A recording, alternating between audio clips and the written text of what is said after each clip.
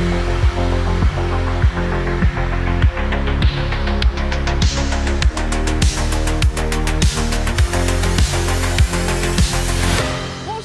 ou rebonjour, si vous nous rejoignez, prenez place, installez-vous. Merci d'être avec nous pour cette dernière session de la journée, une séance UNPPD autour d'un sujet qui prend de plus en plus de place dans tous les secteurs, mais qui concerne aussi très concrètement les laboratoires de prothèses dentaires.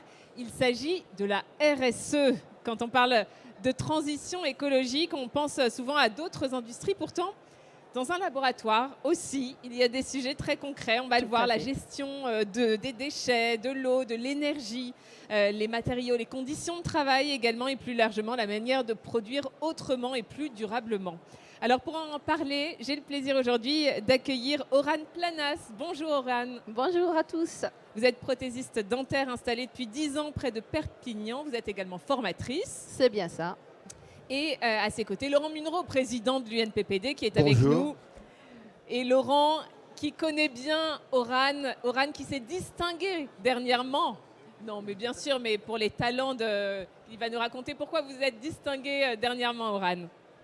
Oui, moi je suis très heureux que Aurane ait accepté d'intervenir aujourd'hui, puisque l'année dernière, nous avions décidé d'emmener notre profession avec l'UNPPD vers une réflexion sur la responsabilité sociétale et environnementale des entreprises, puisque c'est le lot aujourd'hui de toutes les organisations et de toutes les professions.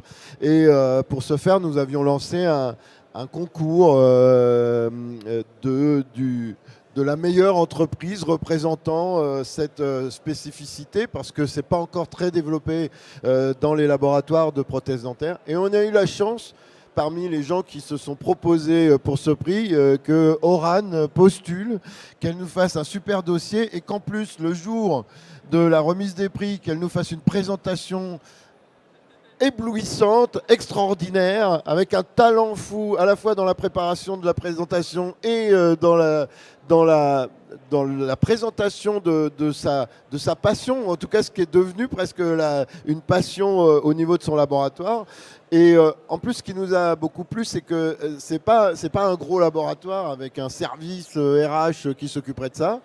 Elle le dira elle-même. Elle a fait tout elle-même. Donc vraiment, moi, j'ai trouvé que c'était un super exemple. Elle a fait ça très bien. Et je sais qu'entre-temps, entre la présentation lors de l'ADF en novembre dernier et là, elle a encore amélioré sa vision et ce qu'elle pouvait faire sur sa responsabilité sociétale et environnementale. Il ne s'agit plus seulement d'arroser un olivier, ça va un peu plus loin et elle va nous raconter ça elle-même maintenant, et je suis très très heureux qu'elle ait accepté de venir, et je suis sûr qu'elle continuera à nous parler de RSE avec l'UNPPD pour les années qui viennent. Merci Aurane. Merci beaucoup et merci Laurent pour cette introduction. On peut vous applaudir, merci d'avoir été avec nous pour l'introduire. Alors justement, est-ce que vous pouvez nous raconter, Aurane, d'où vous vient cet engagement ? Laurent Munro parlait d'une histoire d'olivier. Racontez-nous. Alors oui, tout à fait. Cette petite histoire de l'olivier peut faire beaucoup sourire. Mais voilà, j'ai intégré un nouveau local il y a 3-4 ans. Et c'était une construction, donc plus aucun arbre autour du laboratoire. Et là, je trouve ça triste. J'aime la verdure, j'aime les petits oiseaux autour du laboratoire. Et puis, donc je plante des arbres. Et 3 mois après, on me dit interdiction d'arroser le jardin, restriction d'eau, c'est pénurie, on n'arrose plus. Et là, je me dis, mais c'est pas possible. Je viens de planter plein d'arbres autour du laboratoire et je laisse tout crever et je travaille dans un désert. Et là, je me suis dit, avec tout l'eau qu'on jette au quotidien, avec le plâtre, on se lave les mains, etc., je ne peux pas laisser mes arbres mourir. Et c'est parti de là. Donc c'était vraiment la petite graine qui a fait son chemin. Et j'ai commencé tout simplement à prendre un savon biodégradable, et j'arrosais mes arbres avec mon eau au lieu de la jeter dans les égouts. Et puis au fur et à mesure, en découle la suite de mon aventure. Voilà, justement, on va la découvrir, cette réflexion que vous avez menée. Je vous laisse la présenter. Voilà. Par là. Donc voilà, on est là pour parler de la transition écologique et développement durable du laboratoire. Donc je vais prendre l'exemple de mon quotidien. Ah, c'est par là. Non. Alors, non, oui, c'est vers le bas. On essaye de comprendre en langage des signes, mais on n'arrive pas à se comprendre avec la régie. Ça y est, c'est bon. Donc c'est une petite présentation qui va se faire en 4 parties. Avec la petite présentation du laboratoire, la RSE, est-ce que ça peut être une stratégie d'entreprise au quotidien pour le laboratoire? Les actions stratégiques qui ont été réalisées, et puis l'engagement et la mise sur le marché de nos dispositifs. Voilà. Donc ce sont des petites actions au quotidien. Il y a encore beaucoup à faire, mais c'est des pistes de réflexion que tout le monde aujourd'hui peut apporter la pierre à son édifice. Et n'hésitez pas, si vous avez des idées, je prends. Donc, petit laboratoire qui a été créé en janvier 2016. Toute petite structure, chef d'entreprise de plus un salarié. Je suis située au Soleil, dans le 66, donc en périphérie de Perpignan. J'ai débuté la transition écologique en 2021. Dans un rayon de 25 km autour de Perpignan, on est 58 laboratoires approximativement. Et aucun n'est référencé en activité éco-responsable. Donc là se pose une première petite question, c'est est-ce que ça peut être un plus lors de notre démarchage d'avoir ce petit label et de se référencer en tant qu'éco-responsable. L'entreprise, donc c'est un petit laboratoire polyvalent. Comme je dis, on est un petit peu un couteau suisse de la prothèse dentaire, essentiellement tourné en fixe et implantologie. Donc nous sommes polyvalents, une grosse proximité avec nos praticiens. La qualité est un des critères du labo. Durabilité et locale.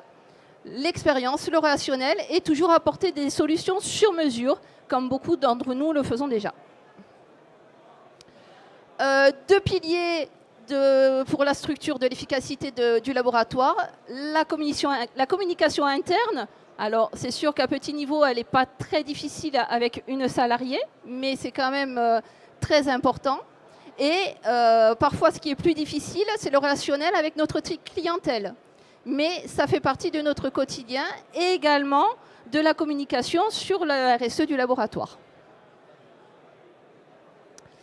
Voilà, la grosse question. RSE, une stratégie de l'entreprise. Vous vouliez intervenir. Est-ce que vous avez l'impression que pour le moment, on a l'impression quand même c'est assez marginal dans les laboratoires? Oui, tout à fait. Aujourd'hui, le sujet n'interpelle pas les praticiens. Maintenant, je vois que depuis que je leur en parle, ils se disent « Ah oui, il y a quand même de l'idée. Est-ce que certains laboratoires peuvent travailler de façon éco-responsable ?» Quand on préparait cette intervention, vous me disiez que quand vous avez présenté votre mémoire, vous avez dû prouver que ce n'était pas hors sujet de parler de RSE pour un labo. Ah oui, ça c'est tout à fait vrai. Pour la petite histoire et des raisons aussi professionnelles, j'ai passé mon bachelor en novembre 2025. Et dans un des blocs, on devait monter un mémoire sur un projet économique et professionnel sur l'activité d'un laboratoire. 2 sujets qu'on nous proposait dans le référentiel, c'était la création d'un laboratoire, moi c'était du déjà vu, ou le rachat d'un laboratoire. Ce n'est pas dans mon objectif aujourd'hui, puisque je suis un tout petit labo et je veux y rester. Je ne veux pas grossir pour garder la main sur mon travail. Moi, quelque chose qui allait m'apporter quelque chose au quotidien, c'était, j'allais passer du temps sur ce mémoire, mais je voulais que ça apporte quelque chose à mon quotidien. Et je me suis dit, question qui me vient souvent à l'idée, mais je ne prends jamais le temps, parce que c'est souvent ça, je ne prends jamais le temps de développer le sujet, c'était la RSE. Donc j'ai dit à mon tuteur de mémoire, voilà, moi, le sujet sur lequel je veux faire mon mémoire et ma soutenance, c'est la RSE en entreprise, du laboratoire.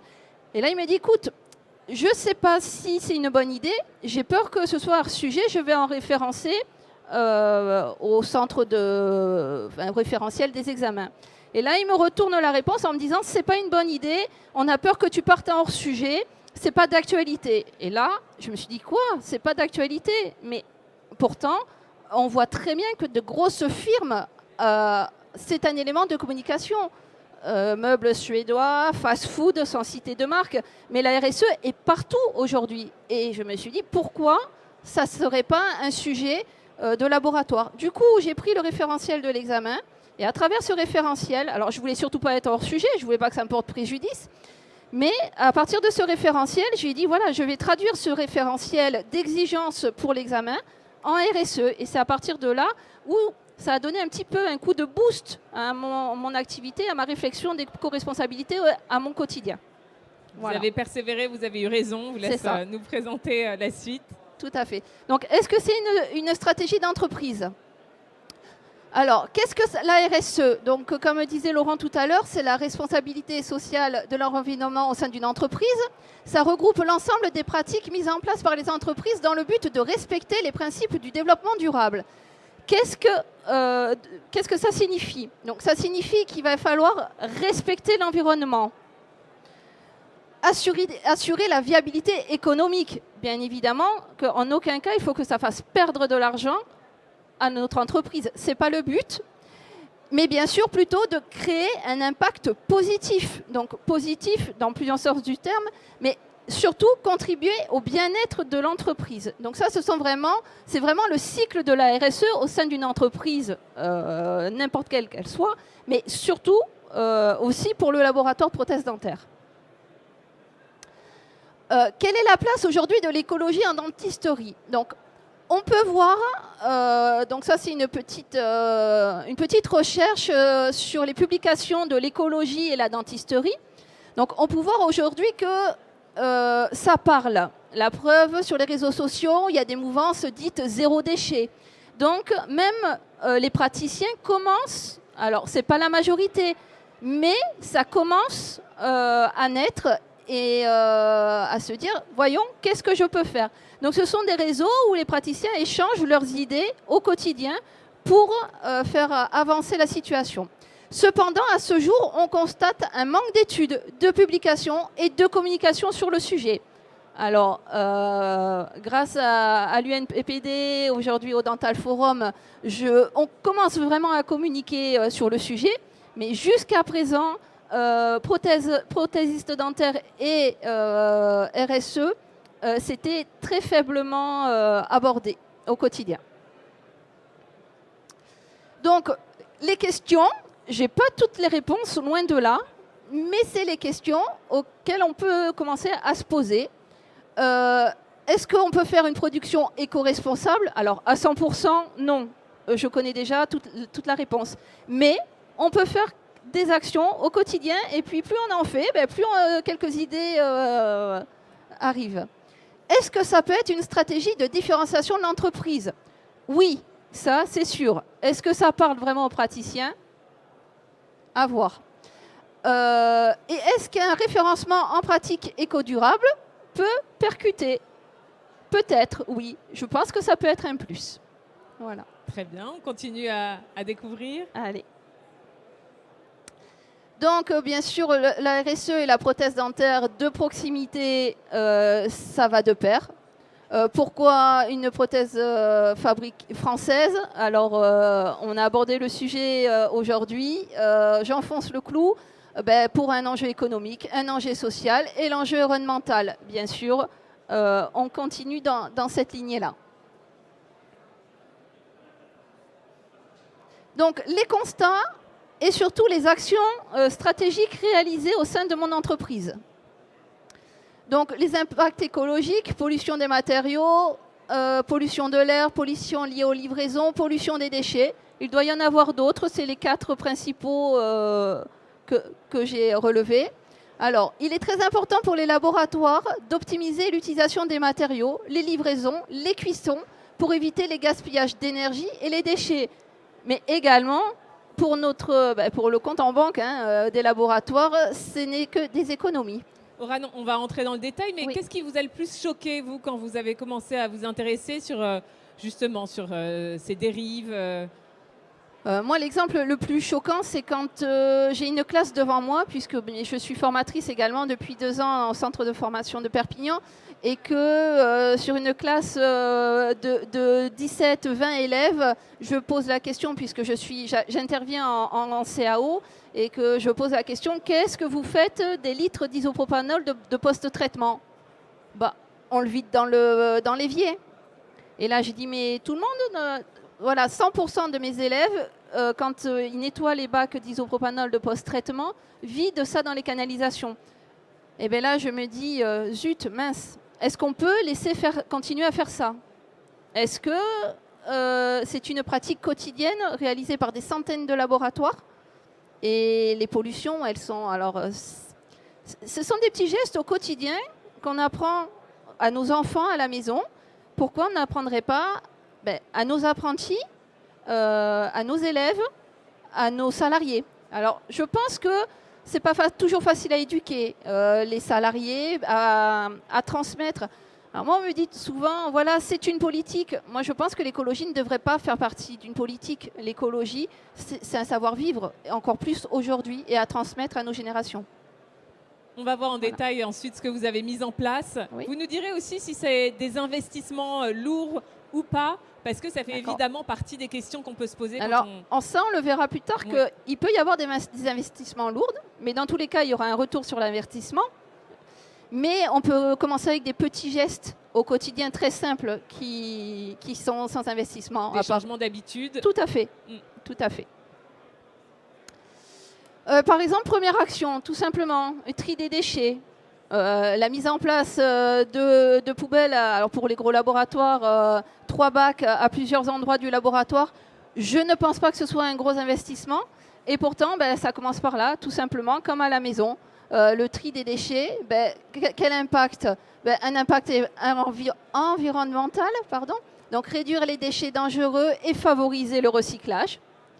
Et puis, c'est une image de professionnalisme. On améliore l'image et la qualité du laboratoire.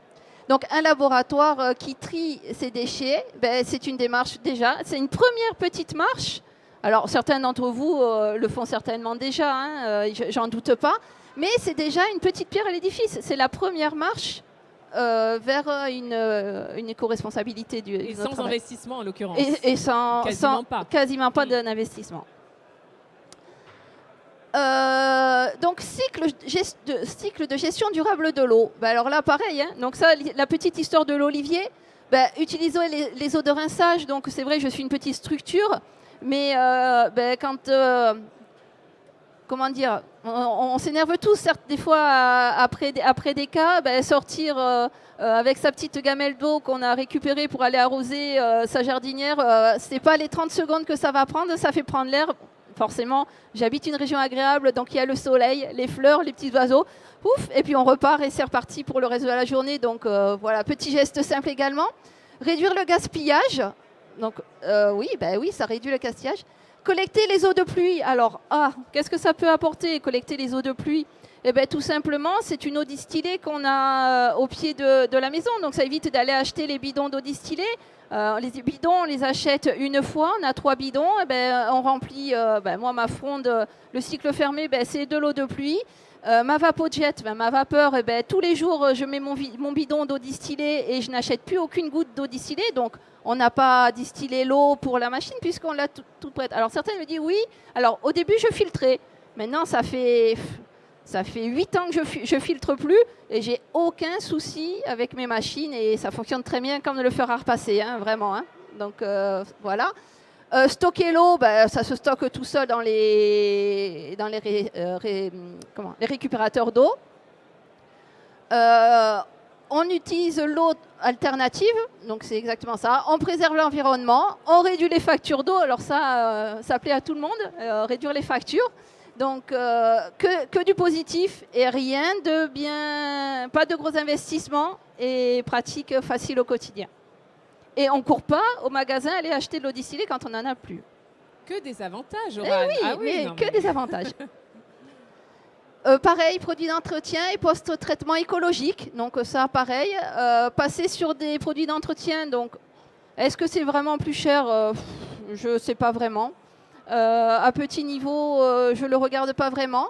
Mais voilà, sur des produits d'entretien biodégradables. Donc on passe la serpillière, et ben, l'eau, pof, elle part au pied de l'arbre, rien de compliqué.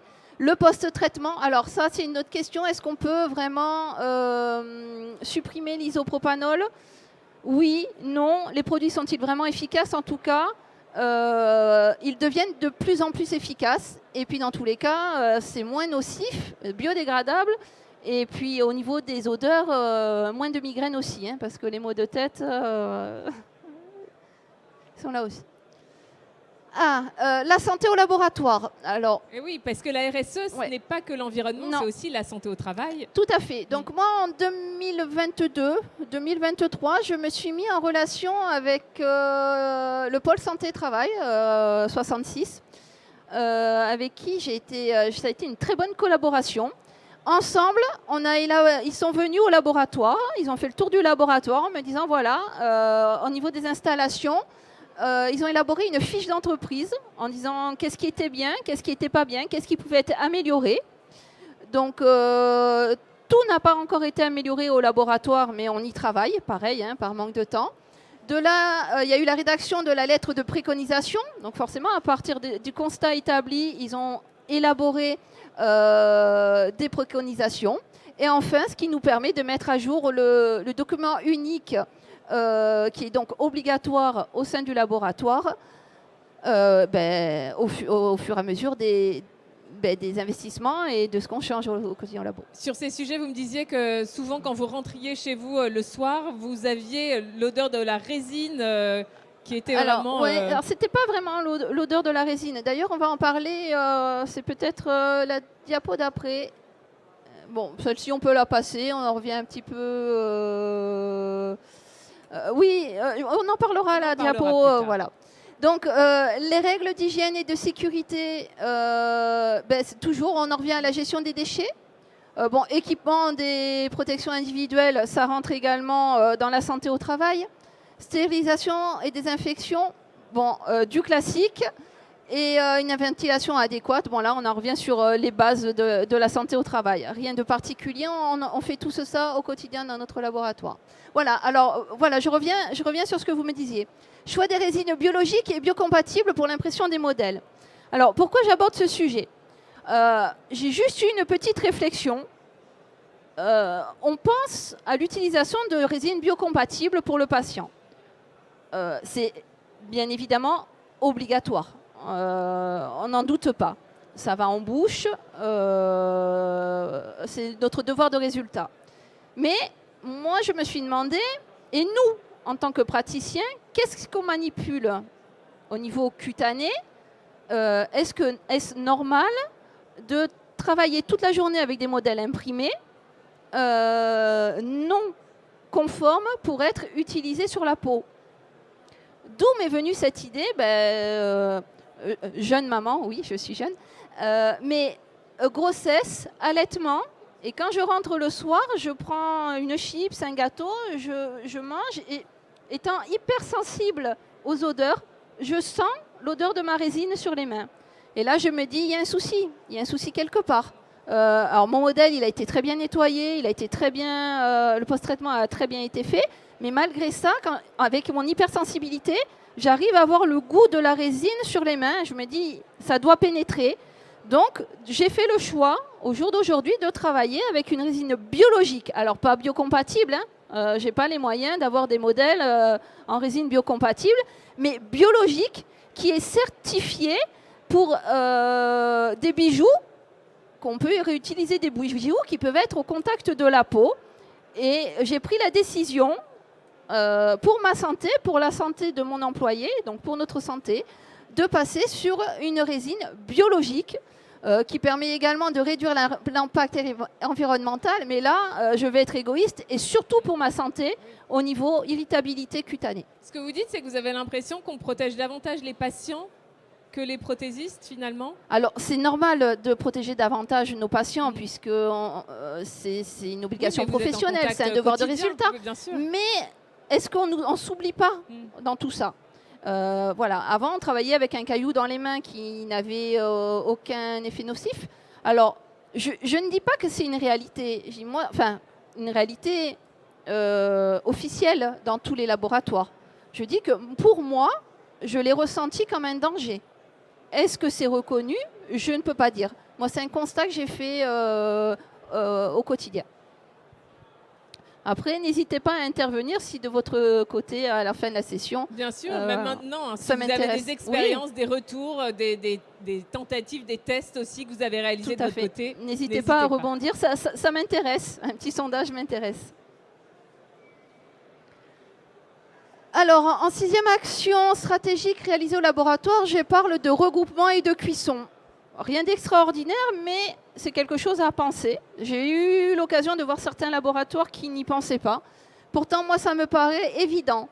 Avantage de regroupement des cuissons de céramique. Au lieu de cuire les céramiques les unes après les autres, on regroupe. Ça paraît évident, hein, ça paraît basique, mais ce n'est pas toujours fait. En réduction des coûts, on optimise les délais de production, on améliore la gestion du temps, on garantit de la qualité. Donc, de mon côté, ça s'accompagne par des choix de matériaux moins énergivores. Donc, si je dois changer un coffret céramique, je vais regarder les températures de cuisson. Je vais regarder maintenant, encore plus maintenant, je vais regarder d'où vient la céramique, la fabrication, mais également si c'est un matériau énergivore ou pas, parce que ça peut rentrer en considération. Grosse action stratégique, par contre, qui là implique un gros investissement. L'installation de panneaux photovoltaïques. Alors, ça c'est chez vous? Oui, tout à fait. Alors, je ne vais pas vous cacher, j'ai le laboratoire, mais j'ai également mon habitation. Et donc, j'ai 12 panneaux solaires sur mon toit. C'est le toit. Donc, économie de coûts, durabilité environnementale, fiabilité énergétique, efficacité énergétique améliorée. C'est le principe d'une installation de panneaux photovoltaïques. Vous parliez d'un investissement au départ. Vous pensez le rentabiliser au bout de combien de temps, cet investissement? Parce qu'évidemment, ensuite, c'est des économies d'énergie. Entre 8 et 10 ans, ce sera... J'ai déjà les factures d'électricité qui ont diminué de moitié. Sur un an, donc maintenant, ça fait un an que j'ai l'installation faite et j'ai divisé par 2 mon installation électrique. Alors oui, j'ai eu l'investissement au départ, mais j'ai quand même divisé par 2. Bon. Donc, cette action, qu'est-ce que ça a impliqué? Parce que c'est pas tout d'installer de travailler à l'énergie solaire, il faut savoir l'utiliser. Quel est le but? Le but, c'est de devenir paysan du soleil. Paysan du soleil, ça parle à tout le monde. On récolte du soleil, il faut l'utiliser. Oui, parce qu'il n'y a pas de stockage de cette énergie. Alors, au jour d'aujourd'hui, il n'y a pas de stockage. Moyen terme, long terme, c'est une piste de réflexion. Je ne sais pas si je le ferai. Je suis partagée. L'investissement dans des grosses batteries, c'est une catastrophe écologique elle-même. Donc, de toute façon, on ne peut pas être une marche dans l'éco-responsabilité en entraîne un autre désastre. Donc, on n'est pas irréprochable, loin de là. Et dans certains pays, la batterie, c'est carrément les centrales électriques. C'est une batterie virtuelle, c'est un stockage virtuel. Et ça, je trouve ça très bien. Alors, j'ose espérer, j'espère que peut-être en France, ça arrivera. Aujourd'hui, non. Aujourd'hui, quand on est en surproduction, ça repart chez le voisin. Soi-disant qu'on va nous l'acheter. Pour le moment, je n'ai pas eu de rachat de mon électricité et ça reste faible. Donc, ça ne sert à rien de surproduire si on ne consomme pas. Le but du jeu, c'est d'être à zéro, de consommer ce qu'on produit. Et là, on est dans une bonne production du soleil. Donc, ça passe par une cartographie des équipements et des besoins énergétiques. Donc, on identifie les postes qui consomment le plus d'énergie. À partir de cette cartographie, en simultané avec un monitoring instantané de vérification, c'est-à-dire que cette application nous permet de voir en temps réel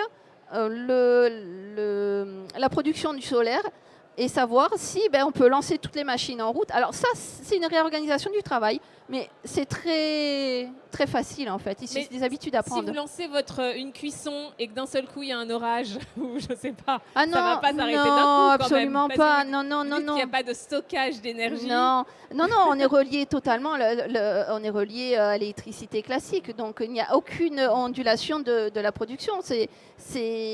Alors ça, c'est pas mon métier, mais ce sont les onduleurs qui prennent le relais. Voilà. Par contre, un avantage, c'est quand même qu'en cas de coupure de courant, il y a possibilité d'amorcer uniquement la production solaire et de pouvoir continuer à travailler. Donc ça, c'est également un avantage. Donc c'est un suivi qui permet de connaître instantanément la quantité d'énergie produite, d'identifier d'éventuelles anomalies et d'optimiser le rendement de l'installation. Donc à partir de là, on réorganise notre activité en fonction de l'ensoleillement. Alors tout le monde se dit « Oh, ça va être compliqué, réorganiser mon activité ». Eh bien non, parce qu'en fait, je me suis aperçue que notre activité suivait le rythme du soleil. Donc rien de catastrophique. Et puis dans tous les cas, si j'ai besoin de travailler à 5 h du matin, je travaille à 5 h du matin. Ça ne va pas être non plus un frein. Ce ne sont pas des actions qui vont me bloquer. Tout ce que je peux faire, je le fais. Maintenant, le travail, il doit être fait. Et si je pars sur le rail classique, je reste sur le rail classique. Donc, des options supplémentaires, c'est ce qu'on parlait, stockage d'énergie, peut-être, peut-être pas.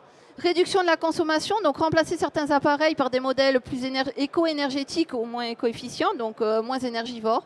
Et puis, éventuellement, des signalisations lumineuses, alarmes. Bon, ça, ce sont des pistes à avoir sur du court ou du moyen terme. En synergie avec les panneaux solaires, il y a l'utilisation d'un véhicule électrique pour les livraisons. Donc, quels vont être les avantages ? Un avantage stratégique, des avantages économiques. Quand pendant plusieurs mois, on ne met pas 1 euro d'essence pour aller faire ces livraisons, tout particulièrement en ce moment, on est très content. Donc ça peut être un gros avantage, à condition de rester sur une charge intelligente. Donc on verra à la diapo d'après. Donc avantage écologique et stratégique. Donc qu'est-ce que c'est qu'une charge intelligente ? Sur ce petit diagramme, on voit la parabole du solaire. Donc toute la parabole, c'est toute ma production au quotidien du laboratoire. En jaune, c'est la consommation du laboratoire. Donc c'est l'énergie dont j'ai eu besoin. Toute la partie grise et donc violette, ça correspond à l'énergie perdue. La surproduction d'électricité que je n'ai pas consommée dans la journée. Donc, mais c'est ça d'habiter à Perpignan. Mais voilà, tout à fait. Alors, c'est pas toute l'année quand même. On a quelques mois d'hiver où c'est moins joyeux. Il ne faut pas se le cacher aussi. Mais du coup, qu'est-ce qui fait le véhicule électrique ? On voit que toute la partie violette, c'est la charge du véhicule électrique. Donc, toute ma surproduction part dans la charge du véhicule pour partir en livraison. Et là, on travaille en synergie. Et c'est là où vient l'intelligence de cette action. Donc, utilisation d'un véhicule électrique pour les livraisons, réduction des coûts de fonctionnement, accès facilité dans certains centres-villes avec les zones ZFE. Bon, nous, à Perpignan, on n'est pas concernés, mais voilà. Et puis, on réduit notre parc environnemental. Bien sûr, regroupement et livraison, cycle de recoupement des commandes. On ne va pas faire 36 livraisons par jour. On réduit, on optimise à fond nos livraisons pour la viabilité de l'entreprise de toute façon et en gain de temps. Dernière action en cours, l'éco-défi et labellisation. Donc ça, c'est tout nouveau, c'est en cours. J'ai été contactée pour déposer une candidature EcoCat+. Donc c'est un label d'éco-responsabilité transfrontalier entre la Catalogne du Nord et la Catalogne du Sud. Donc en gros, entre le nord de l'Espagne et le sud de la France. Mon dossier a été retenu. Si tout se passe bien, la labellisation transfrontalière aura lieu le 1er juillet 2026. Voilà.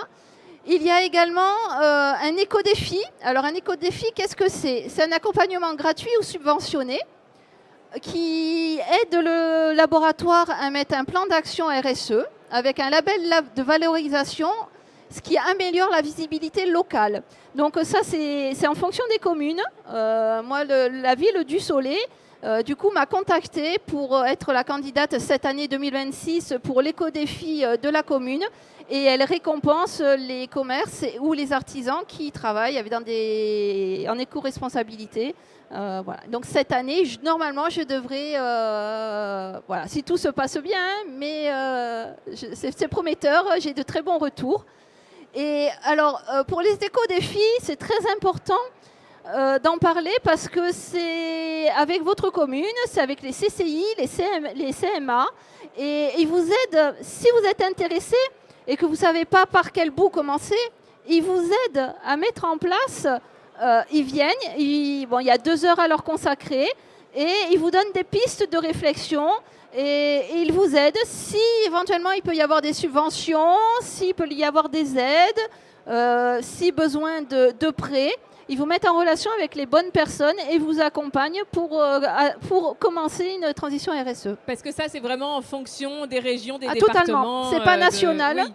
C'est en fonction des régions et des départements. Et vous avez pu en bénéficier? Pas pour le moment. Pas pour le moment. Je suis mauvaise élève, je ne suis pas parfaite, loin loin de là. Avant d'avoir voilà, tout les à aides, fait. J'ai pas pensé spécialement sur le plan financier. Oui. C'était des projets que j'avais de longue date. Apparemment, j'ai eu la visite là, justement pour la candidature de Eco4+, et pour l'éco-défi.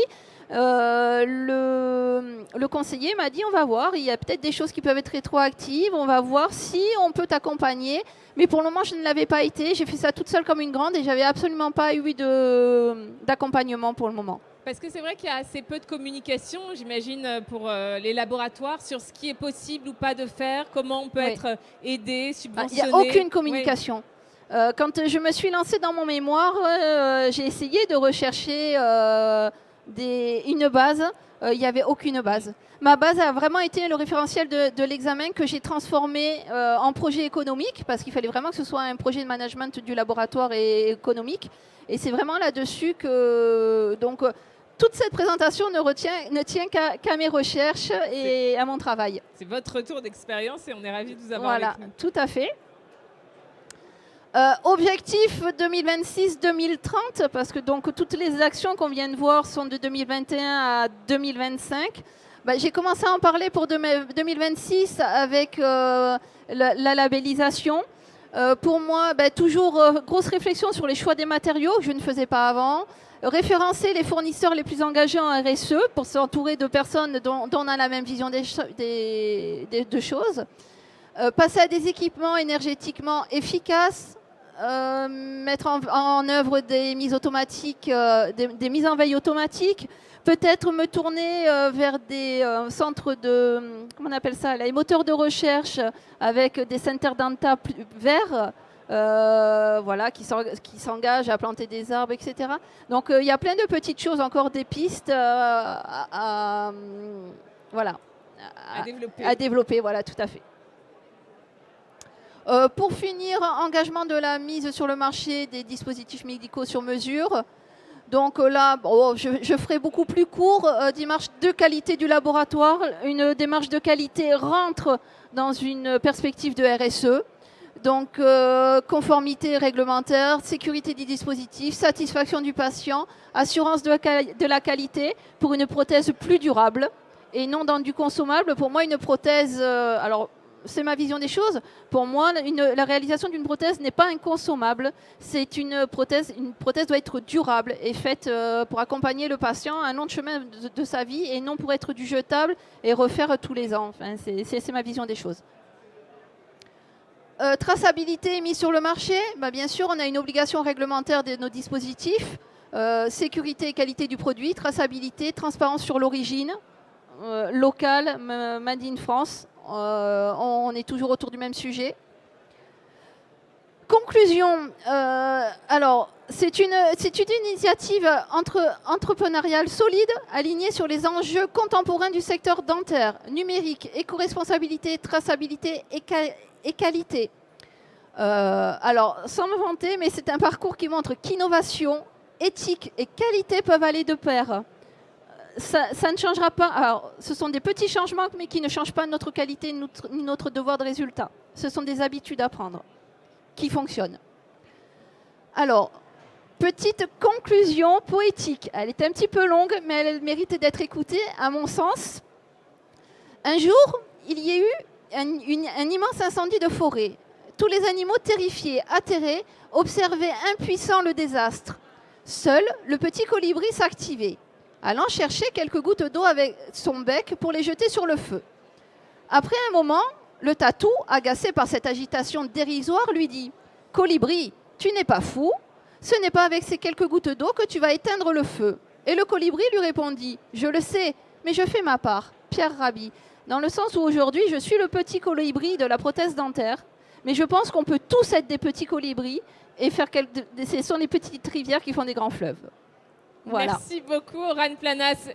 On peut vous applaudir. Et vous faites votre part aujourd'hui en venant partager votre expérience, donner des conseils peut-être. Et moi, j'avais quelques questions. Est-ce que vous avez l'impression que c'est plus facile d'engager ce type d'action quand on est une petite structure ? Peut-être.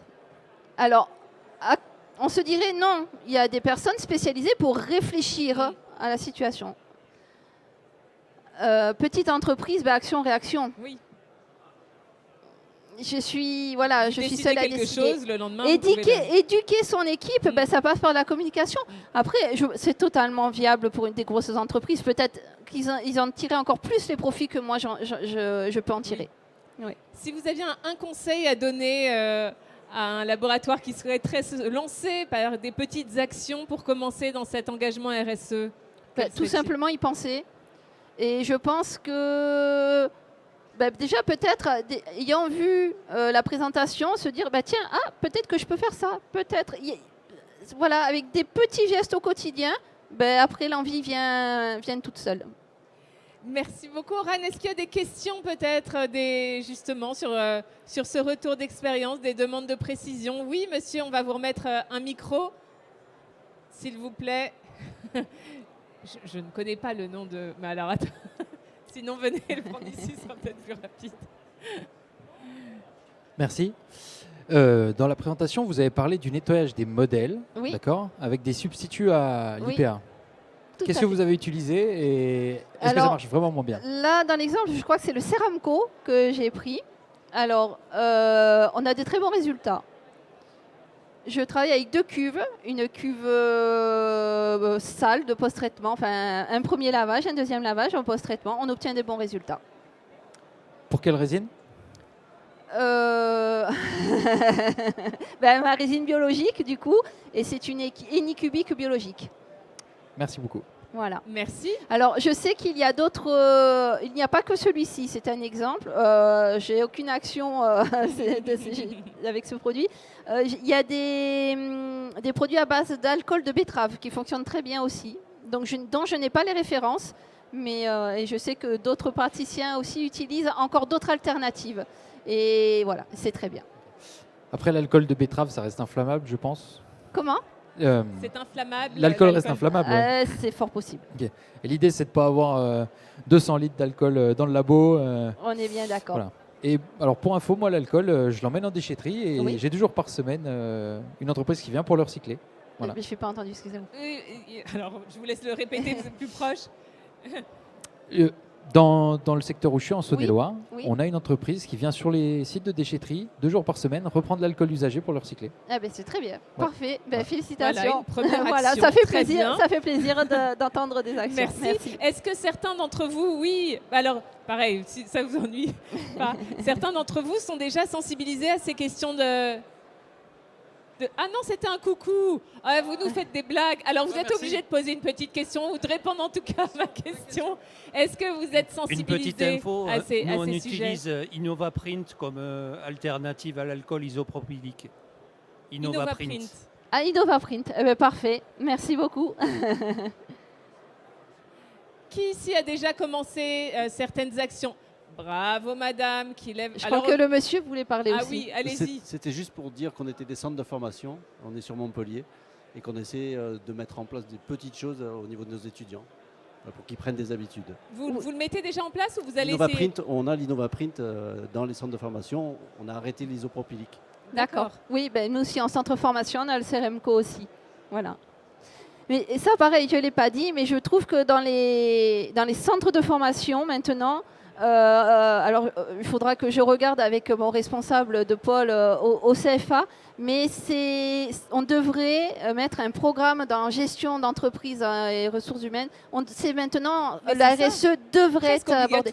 Et alors ça m'a fait sourire parce que, petite histoire, on me refusait le sujet au mémoire. Bon, ça a été un bon succès, hein, il n'y a pas de souci, j'ai eu mon examen, il n'y a pas eu de problème. Mais le sujet qui est tombé à l'examen, il y avait un gros part du RSE, donc, et qu'on n'en avait pas parlé en cours, ça ne faisait pas partie du programme. Et pourtant, le jour de l'examen, en RH, on a eu la RSE qui est tombée. Eh ben, vous étiez bien contente. Alors là, sans aucun souci. Oui, on vous écoute, madame. Alors moi, je suis désolée, je suis arrivée un petit peu sur la fin, donc Oui. vous en avez peut-être déjà parlé du coup. Concernant la résine rinçable à l'eau, est-ce que vous l'avez déjà testée? Qu'est-ce que vous en pensez? Les résultats Moi, je ne l'ai pas testé parce que je cherche une résine biologique et la rinçable à l'eau n'est pas biologique. Donc, pour les modèles, je pars. Surtout pour les modèles. Ouais. Non, mais pour les modèles, je tiens à utiliser une résine biologique que j'ai abordée pour le contact cutané. Et donc, du coup, je n'ai pas testé le rinçage à l'eau puisque c'est pas biologique. Même au préalable, jamais vous avez testé une résine? Non, Okay, non. d'accord. Non, on me l'avait déconseillé. Bon, après, je connais pas du tout les retours, mais on me l'avait déconseillé. Oui. Ok, ça marche. Super. Merci beaucoup. Y a-t-il une question, une remarque? Vous voulez partager peut-être votre engagement? Non, elle n'a pas envie, mais en tout cas, elle n'a pas envie. Mais si, ça m'intéresse. Si vous avez des petites pistes de réflexion. On pourra en parler alors après. Voilà. Bon, sans allez, aucun parfait. problème. Un grand merci au Planas. C'est un Merci. plaisir de vous avoir avec nous. Et merci pour votre invitation. Merci à Laurent. Et on a bien compris que parfois ce sont juste des petites actions qui permettent d'enclencher une grande dynamique. On n'est pas obligé d'être un grand laboratoire, un gros laboratoire pour se lancer. Voilà. C'est ça qui compte, enclencher la dynamique, le Tout mouvement. à fait. Soyons tous des petits colibris. Merci beaucoup. Belle soirée. Le salon est évidemment ouvert encore jusqu'à 19h30. Profitez-en. Profitez des stands des exposants. Et on se retrouve ici même demain à 9h pour l'ouverture du salon. Merci.